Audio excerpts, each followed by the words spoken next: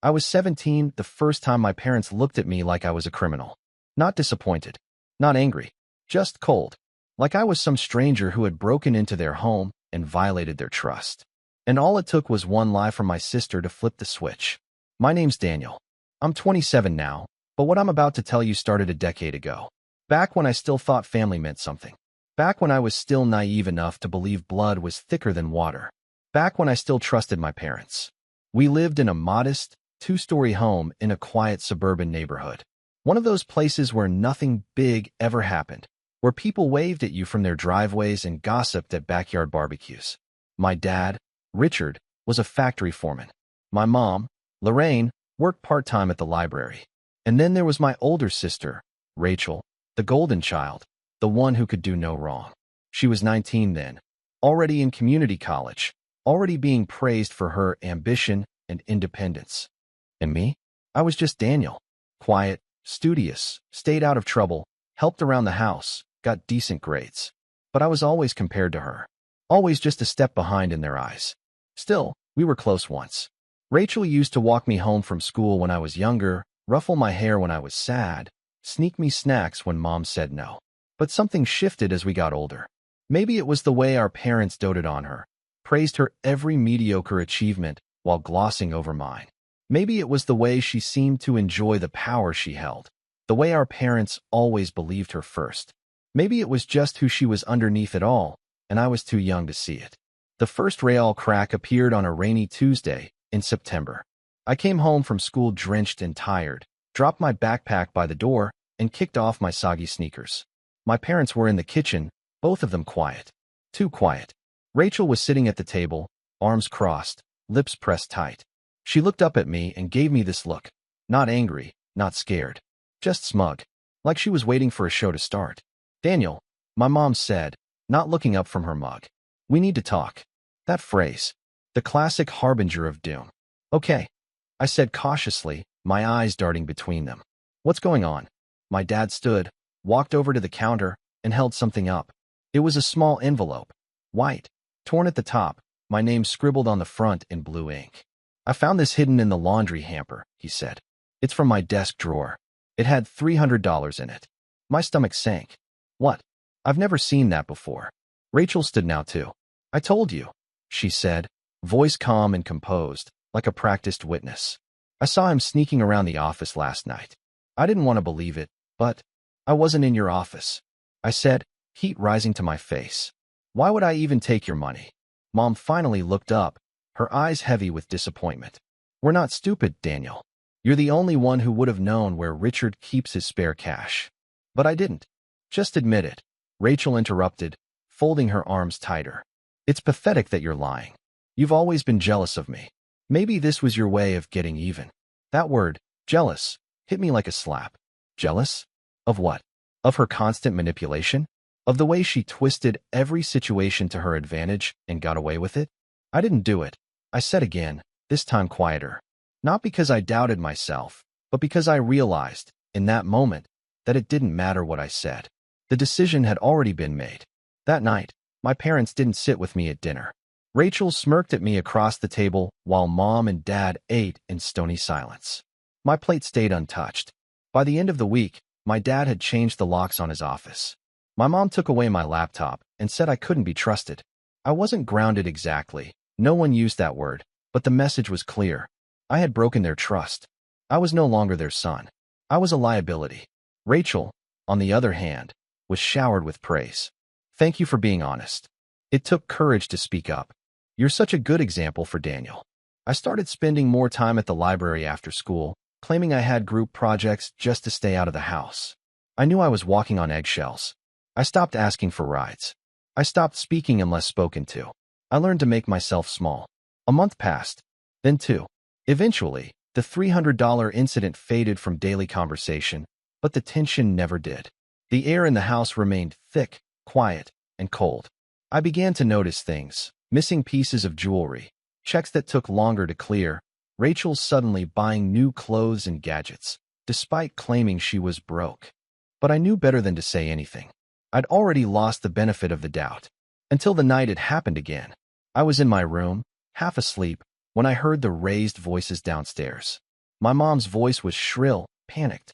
My dad's was booming, accusatory. I crept to the top of the stairs and listened. It was right there, my dad was yelling. The emergency envelope. I checked it last week. It had nearly $2,000. Rachel's voice was muffled, but I caught enough. I don't know what you're talking about. Why would I take it? Then Mom, we need to call the police. This is getting out of hand. I froze. Were they going to accuse me again? I patted down the hallway and leaned over the railing. Everything okay? 3 heads turned toward me, and I immediately wished I'd stayed silent.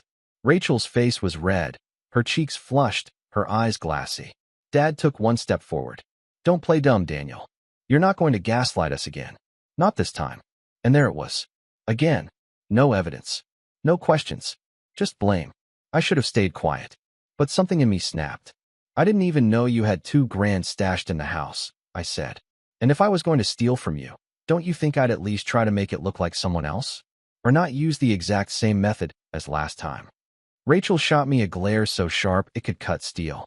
Enough, Mom said. Just go to your room, Daniel. And I did. Because arguing was pointless. Because my words didn't matter. That night, I cried for the first time in years. Not because I was scared. Not even because I was angry. But because I realized that no matter what I did, I would always be the villain in their eyes. The scapegoat. The disappointment. I started to mentally count down the days until I turned 18. I had some money saved from tutoring jobs and odd gigs. It wasn't much, but it was enough to get a shared apartment and a used car. I just had to survive a few more months in that house. I didn't speak to Rachel again unless I had to. She kept her distance too, probably satisfied that she'd once again gotten away with whatever stunt she'd pulled. My parents didn't notice the tension. Or maybe they did, and just didn't care. But then, 1 week before my 18th birthday, something happened that shifted everything. Not publicly, not yet, but inside me. I came home late from work to find Rachel sitting in the driveway in her beat-up car, frantically texting on her phone. I almost walked past her without saying a word, but she rolled down the window. Hey, she said, her voice different, less smug, more desperate. Can you lend me $50? Just until Friday. I stared at her, my expression blank. You want me to give you money? After everything? She blinked. Oh, come on. Don't be dramatic. It's just 50. I said nothing. She huffed. You still mad about that stupid money thing? You seriously need to grow up, Daniel. I leaned in a little, lowered my voice. Did you take the money from Dad's drawer? And the emergency envelope? She paused. For half a second, her eyes flicked away, and then she scoffed. Please. You think I'd be dumb enough to leave a trail? She didn't even deny it. Not really. I stood there, frozen, the night air suddenly colder. That was the moment I decided I was done being quiet. Done playing the scapegoat. I didn't know how or when. But I knew one day, I'd make sure the truth came out. And when it did, I wouldn't just get an apology. I'd get justice. And that justice would begin the moment they needed me most. I didn't say anything to Rachel that night. I just turned and walked into the house, quietly closed the door behind me, and sat on the edge of my bed in the dark, replaying her words in my head. You think I'd be dumb enough to leave a trail? Not a confession. Not quite. But it was close enough. And more than anything, it confirmed what I had been suspecting for years. She was behind the missing money. She'd been manipulating our parents, lying through her teeth, and somehow turning it all on me. And worse, they believed her. Every single time. Over the next week, I began packing what little I owned. Not in boxes, that would have drawn attention. Just little by little. Clothes stuffed into a duffel bag. My notebooks and tutoring materials neatly arranged in my backpack. The few personal keepsakes I had were tucked into the lining of my jacket. My plan was simple. Turn 18, take the job I'd been offered at a computer repair shop downtown, and move into the room a friend's cousin had available for rent. I didn't expect a goodbye. I didn't want one. My birthday came and went with almost no acknowledgement. Rachel gave me a half-hearted happy birthday at breakfast without looking up from her phone. My mom asked if I wanted leftover lasagna from 2 nights ago. Dad didn't even speak to me that morning. No cake, no card, no family dinner. Just silence, like I'd already stopped existing in their eyes. Fine by me.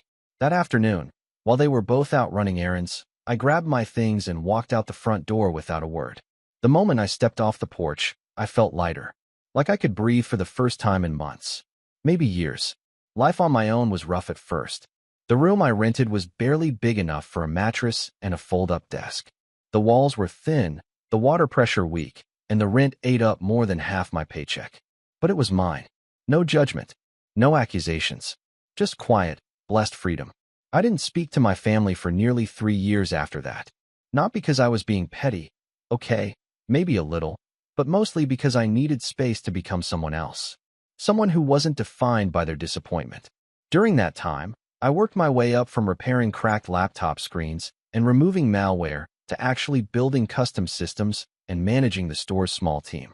I started taking community college courses in the evenings, mostly IT certifications, and even picked up freelance work on the side. My boss liked me. My clients trusted me. And for the first time in my life, I trusted me. But then, out of nowhere, came the message that dragged me back into their orbit. It was a Tuesday night. I had just finished helping a small business owner recover a nearly corrupted hard drive, and I was walking home, feeling pretty good about myself, when my phone buzzed. Unknown number. Hi, Daniel. It's Mom. I know it's been a while, but we really need to talk. Please call me. I stopped in the middle of the sidewalk, rereading the message over and over. My heart started racing, not with excitement, but with something darker. Dread. Confusion. A flicker of hope I tried to immediately squash. I didn't reply. A few days later, another message came in, this time from Rachel. Hey, I think Mom and Dad want to apologize. They're going through some stuff. Just talk to them. It's been long enough. The nerve. Apologize? After 3 years of radio silence? After letting me walk out of their lives without a second thought? And only now they wanted to talk? I ignored it again. But the messages kept coming. From my mom, my dad, finally. Even a couple of family friends I hadn't spoken to in years. Something was clearly going on. And eventually, my curiosity got the better of me. I agreed to meet them for coffee. Neutral ground. Public place. No chance of a screaming match. When I walked into the cafe, they were already sitting at a corner table. Mom with her hands clasped tightly in front of her, Dad staring into his untouched coffee, and Rachel nowhere in sight. I almost turned around and left right then. Daniel, Mom said, standing quickly. You look good. Thanks, I said cautiously, sitting down across from them.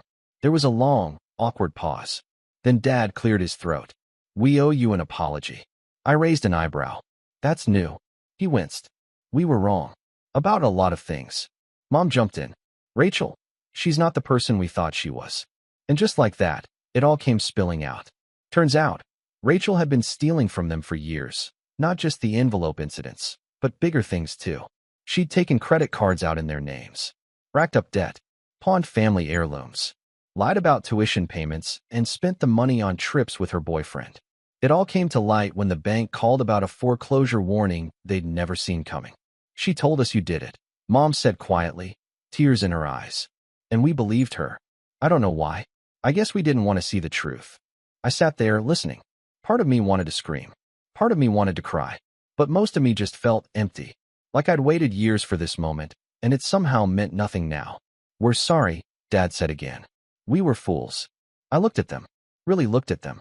They looked older, more tired. Worn down. What do you want from me? I asked finally. They exchanged a glance. We need help, Mom said. Financially. Of course. And there it was. The real reason they reached out. Not because they missed me. Not because they wanted to rebuild the relationship. But because they were broke, desperate, and I, the son they cast out, was now their best chance. I didn't answer right away. I told them I needed time to think. And I walked out. That night, I dug through my cloud backups and pulled out the old voice memo app one used to use on my cracked iPod Touch. I remembered recording a few things back in the day, back when I felt like I needed proof of my side of the story. Just in case. And sure enough, there it was. A scratchy, low-quality recording from my room. Rachel's voice, as clear as day. You seriously think I'd be dumb enough to leave a trail? Please. If they want to keep handing me money and blaming you, that's their problem. I stared at the screen, my heart pounding. I tried to warn them. Subtly. Carefully. Years ago, I'd left a note in Dad's desk drawer with suspicions about Rachel's spending habits, after the second time I got blamed. I'd even emailed Mom once anonymously with screenshots of Rachel's public Venmo transactions showing expensive brunches and shopping trips. They never listened. But I kept the receipts. All of them. And now they were begging me for help. I smiled for the first time that day, because I finally had something they couldn't ignore.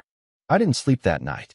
Not because I was stressed, far from it, but because I couldn't stop replaying every single moment from the last decade. Every lie, every sideways glance, every time I came home to cold stares and slammed doors. Every instance where I second-guessed myself and wondered if I was the problem. And now, the same people who once looked at me like I was something they scraped off their shoe were sitting in a cafe begging me for help. The irony was almost poetic. I stared at the dusty old iPod Touch resting on my nightstand. That single recording, it wasn't enough to burn everything down, but it was something. It was proof. Not for them. They already knew the truth now. But for me, it proved I hadn't imagined it. That I wasn't crazy. That the years of exile and silent treatment weren't the result of a misunderstanding. It was all real, and I had survived it. But I wasn't interested in revenge. Not yet. First, I had to rebuild what they tried to destroy. After our reunion, I ignored their follow-up texts. They sent a few more messages over the next week. Long, desperate paragraphs about their financial situation, how they were at risk of losing the house, how Rachel had run off after being confronted. No apologies anymore, just subtle guilt trips laced between pleas for help. But I had my own life to worry about. The truth was, even though I'd found a semblance of stability since leaving, I wasn't exactly thriving. I was still in that tiny room, still juggling work and classes, still eating too many instant noodles and skipping dentist appointments. I was proud of how far I'd come, but it wasn't enough. Not for what I wanted, not for what I deserved. So I made a decision. No more just surviving. It was time to build. I started with my job at the computer repair shop. My boss, Brian, had always liked me, said I had a good head for problem solving and didn't panic under pressure. He also mentioned, more than once, that he was looking to expand. One evening, after closing up, I stayed behind and pitched him a plan. Let me take on the mobile clients, I said. Small businesses, home calls, on-site support. You don't have the time, and I've already built a good rapport with half the people who walk in here. Brian leaned back in his chair, skeptical. You want to go freelance? No, I said. I want to start something under your brand. A branch. I get a cut, you get the expansion. Low risk for you, and I do the legwork. He rubbed his chin for a long time before nodding. You put together a plan, and we'll talk. That weekend, I skipped my usual downtime and built a proposal. Pricing tiers, marketing strategies, service outlines, the works. I even built a basic website and designed a logo using a free trial on a design site. Brian was impressed. Within a month, I was taking calls directly, setting appointments, walking into offices and homes wearing a navy blue polo with our logo embroidered on it. I bought a used hatchback, organized a mobile toolkit, and spent evenings polishing up the website and writing blog posts for SEO. The work was exhausting, but it was mine. And slowly, the money started coming in. Not a flood, but enough to start saving. I moved out of the cramped room and into a small studio apartment. Nothing fancy, but it had a real kitchen and a balcony that caught the afternoon sun. I bought a second-hand couch, a real desk, and even a tiny espresso machine. Small luxuries that felt like monuments. Around the same time, I finished my certifications and started bidding on larger freelance contracts. Network setups, server management for local shops, cybersecurity audits for clinics and law firms. I was always honest about being a solo operator, and people respected the hustle. Still, I kept to myself. No social media, no family updates, no old friends, just the grind. And then, one day, I got a message I wasn't expecting. From Rachel. It was short. Too short. I know you hate me. I don't blame you. But I need your help. I stared at the screen for a while. Part of me wanted to delete it. Another part wanted to reply with a string of insults I'd been mentally drafting since I was 17. But instead, I did nothing. I left her on read. Over the next few days, I got more messages from unfamiliar numbers. Clearly burner phones. All variations of the same theme. Please talk to me. I'm sorry. It wasn't supposed to go that far. I'm in a bad place. I have nowhere to go. I didn't respond. Until one message stood out. Mom and Dad told me you have money now. That you're doing well. I'm happy for you. Just remember who looked out for you when we were kids. You don't have to shut me out forever. I almost laughed. Looked out for me? That was rich coming from the girl who ruined my reputation and stole from our parents while framing me. But it was that last sentence that stuck with me. You don't have to shut me out forever. It wasn't an apology. It wasn't remorse. It was entitlement. As if she deserved forgiveness simply because she existed in my past. That was when I knew I hadn't hit rock bottom when I moved out.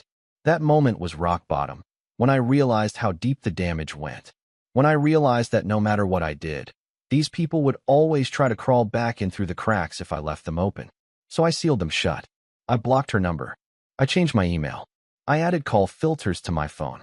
I didn't do it out of spite. I did it for peace. Months passed. The business grew. Brian officially made me a partner. We rebranded the company together and opened a second location. I hired my first employee, a kid named Felix who reminded me of myself at 17. Smart, quiet, and desperate for someone to believe in him. Life felt good. Not just stable, good. And still, I didn't talk to my parents. Until one afternoon, I came home to find an envelope taped to my apartment door. No name, no address, just my first name scrawled in familiar handwriting. I opened it cautiously. Inside was a letter, handwritten, from my mother. She wrote about how hard things had become, how they'd sold the house, how they were living in a rental apartment now, barely able to afford groceries, how Dad had lost his job, how Rachel had disappeared again after borrowing money from one of their remaining friends, how she sometimes woke up and wished she could go back in time. And then, tucked at the bottom, was the kicker. We're sorry, Daniel. We know we failed you. But please, if there's any way you can help us, even just a loan, we'd be forever grateful. We're not proud of asking, but we're desperate. We don't know who else to turn to. It wasn't a threat. It wasn't manipulation. It was pure, raw desperation.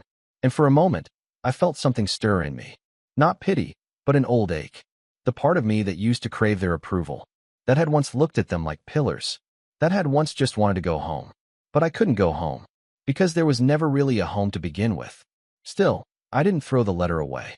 I placed it on my desk, sat with it, thought about it, and then I opened a drawer and pulled out the old iPod Touch again, the one with Rachel's voice. And I thought about all the times I tried to warn them, all the subtle signs they ignored, the truth they refused to see. And I remembered the email I had sent Mom all those years ago, the one she never replied to. So I did something I hadn't done in 10 years. I printed that email. I printed the screenshots I had taken. I transferred the audio file to my laptop and had it transcribed.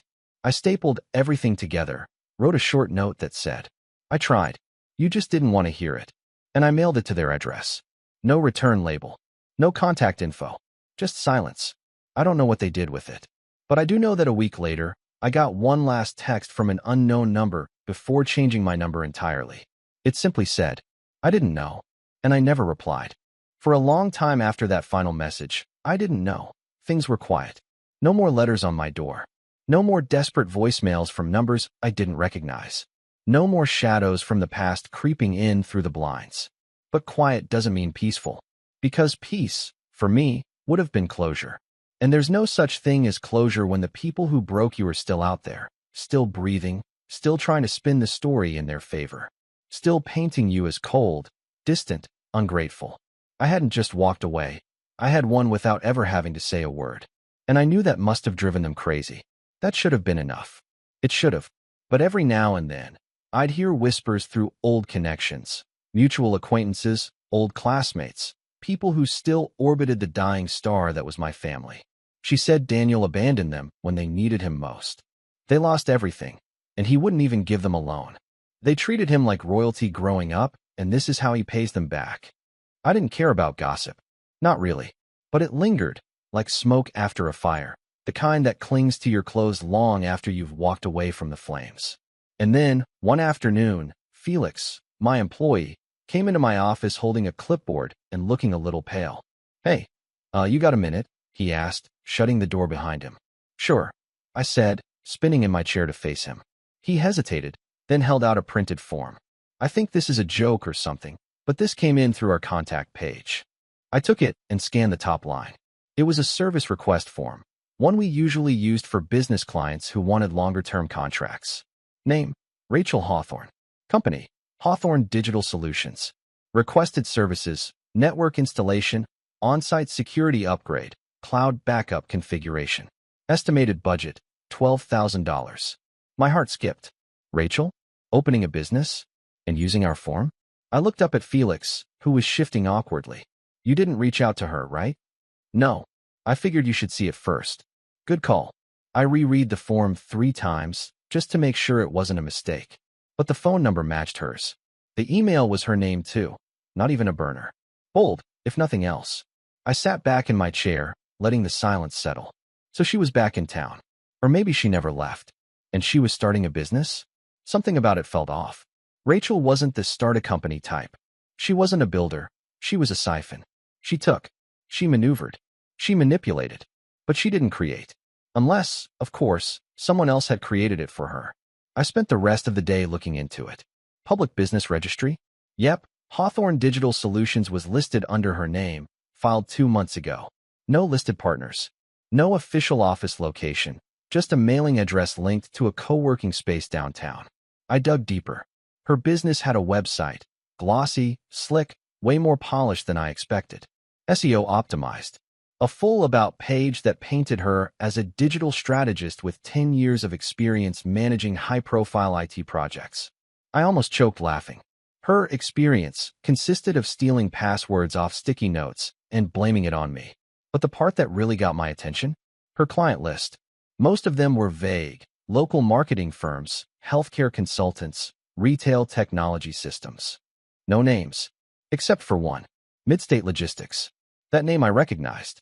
They were one of the bigger contracts I'd been pursuing for nearly a year. A regional shipping company that needed a full-scale IT overhaul. We'd had coffee, meetings, sample quotes. And then, radio silence. Now I knew why. They'd chosen her. That's when the switch flipped. Because this wasn't just Rachel being Rachel. This was Rachel stepping into my world. My turf. And I knew her. I knew she'd never been able to land a contract that size without someone else's help. And I knew exactly whose name she must have dropped to get it. Mine. I leaned back in my chair and whispered to myself. You just opened the wrong door, Rachel. Because I wasn't 17 anymore. And this time, I had leverage. The next day, I started planning. Step 1. Verify how she got the contract. I reached out to a contact I still had at Midstate, an old classmate named Eliana who worked in procurement. We weren't close, but we kept in touch here and there. I sent her a casual message. Hey, I saw Hawthorne Digital landed your IT contract. Just curious. I thought we were still in talks. Her reply came 15 minutes later. Hey Daniel. Yeah, honestly, I was surprised when your name didn't come up in the final quote. Rachel mentioned you two were still professionally linked, and that she'd be representing your branch. Thought it was a weird setup, but her quote came in lower. I stared at the screen. Professionally linked. She used my name. I felt the anger rise again, but I kept it in check. Thanks. That helps a lot. Just clearing up a miscommunication. Eliana replied with a thumbs-up emoji. Step 2. Gather receipts. I pulled all my past correspondence with Midstate. Quotes, emails, meeting notes, timestamped PDFs showing my name and logo, all dated before Rachel even filed her business paperwork. Then I did something I hadn't done in years. I went back through my parents' public financial records. It didn't take long to confirm what I suspected. After selling the house, they received a settlement from a lawsuit, something about workplace injury and a botched insurance payout. It wasn't a massive windfall, but it was enough to explain how Rachel suddenly had the money to fund a company. She'd used their money to start her business. The same money she had helped drain through years of lies and theft. It was too perfect. Step 3. Watch and wait. I didn't want to burn her immediately. That was the old me, the reactive kid who just wanted them to feel bad. This was different. This was surgical. I started building a portfolio. A dossier. Every fabricated credential on her website. I documented it. Every lie about her experience. I pulled metadata from LinkedIn screenshots. I even found an old resume she'd sent to a temp agency that contradicted the timeline she was currently selling. I also hired a virtual assistant to pose as a small business looking to work with Hawthorne Digital. She recorded the entire Zoom consultation. In it, Rachel mentioned me by name at least twice. Oh yes, I modeled our packages after some work I did with my associate Daniel. We've handled several high-end clients together. The kicker? She sent over my sample contract. The one I'd written. Word for word. I had everything I needed. And I was still just getting started. I waited exactly 3 weeks before I made my move. Not because I needed more time to prepare. I already had everything. The files. The audio clips. The fake consultation recording. The proof that Rachel had stolen my work, used my name, and defrauded a company into hiring her under completely false pretenses. No, I waited because revenge is best served cold, but also slow. It needed to simmer. And Rachel? She had no idea the pot was even on the stove. She kept growing bolder, too, posting selfies on LinkedIn, acting like a corporate queen, writing smug captions like, "Nothing like watching your hard work pay off." She even uploaded a video where she sat in a minimalist office, clearly rented, and gave advice on scaling your digital brand. I had to pause halfway through because I couldn't stop laughing. But the final straw came when she posted about expanding. Another contract, another client, another step toward legitimacy in a world she had no business being in. So I gave her the legitimacy she so desperately craved. It started with a package, sent directly to Midstate Logistics. Attention, Eliana Torres. Inside was a manila folder. No branding, no note, just proof. Proof that the resume Rachel had submitted was fabricated. Proof that her quote was plagiarized. Proof that she had never worked with me. In fact, quite the opposite. Transcripts of old voicemails she left me when she was desperate for money. Audio of her casually admitting to lying and stealing. And a signed affidavit from me, stating that I had no affiliation with her company, had never granted permission to use my name or materials, and had evidence of intellectual property theft. I didn't need to add commentary. The facts spoke for themselves. I sent a similar folder to 2 other companies listed on her website. One of them emailed me the same day. Short and to the point. "Thank you for bringing this to our attention. We will be conducting an internal review immediately. Please let us know if you are willing to speak further on this." I wasn't finished. I sent the final package to a small business watchdog group that ran a newsletter for local companies. They had a section titled "Spotlight on Fraud," where they exposed dishonest vendors and companies for misleading claims, fake certifications, and deceptive practices. I made sure to include a USB with side-by-side screenshots of Rachel's website and mine, highlighting where she'd copied my layouts, word-for-word blurbs, and pricing structures. And then I waited. 1 week later, everything unraveled.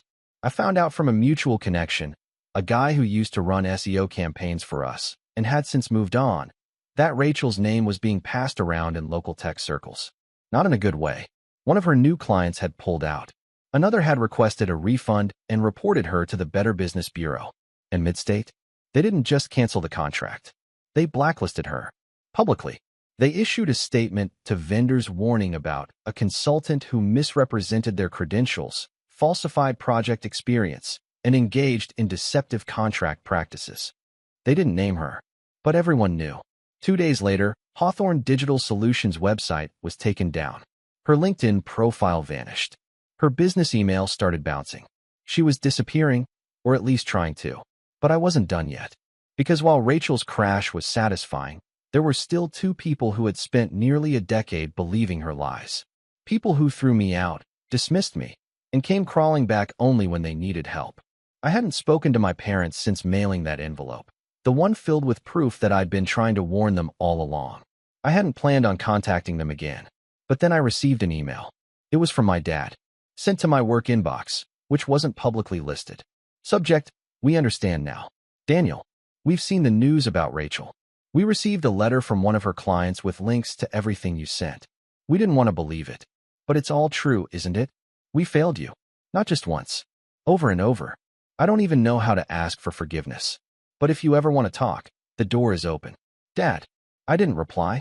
I forwarded the email to my personal inbox, archived it, and marked the original unread. They didn't deserve closure. And they certainly didn't deserve me. But what they did deserve was a mirror. So I wrote back, not to Dad, but to a small community newsletter in our hometown. The one that used to post wedding announcements, school achievements, and hometown success stories. I submitted an article under their Local Voices column. Not a tell-all, not a rant, just a story. The story of a young man falsely accused, cast out by his family, who started with nothing and built something meaningful, only to find that the same people who betrayed him were now reaching for his hand as they fell. I didn't use names, but the details were unmistakable. The story went viral locally. Comments poured in. People speculated. Some asked if it was real. A few even recognized the timeline and figured it out. I heard, through the grapevine, that my parents were mortified, that they stopped showing up to church, that they deleted their Facebook accounts, that their friends were quietly distancing themselves. All I had done was tell the truth. And the truth did what it always does. It burned away the lies. Rachel? She eventually resurfaced under a different name. Tried to start over in another city. I saw a press release months later where she was listed as Rachel H., consulting for a company in Oregon. But her reputation had holes in it now. Holes that didn't patch easily. As for me, I kept building. I hired 2 more employees. Expanded to another city. Invested in a co-working space for freelance tech workers. Built a mentorship program for young IT students who didn't have a support system. And I started living, really living, without constantly looking over my shoulder. One day, Felix asked me why I'd never spoken about my family. He wasn't being nosy, just curious. I smiled and told him the short version. They thought I stole from them, I said. Turns out, I was the one they couldn't afford to lose. He laughed, not realizing how true it was. And I realized, in that moment, that I was free, not just from them, but from who I used to be. They had tried to bury me in lies, but I used every ounce of their dirt as the foundation for something better. And in the end, they were the ones who had to live with what they'd done. I just had to keep building. They cut me off when I had nothing, and came crawling back when I had everything. So I gave them the one thing they never gave me: silence.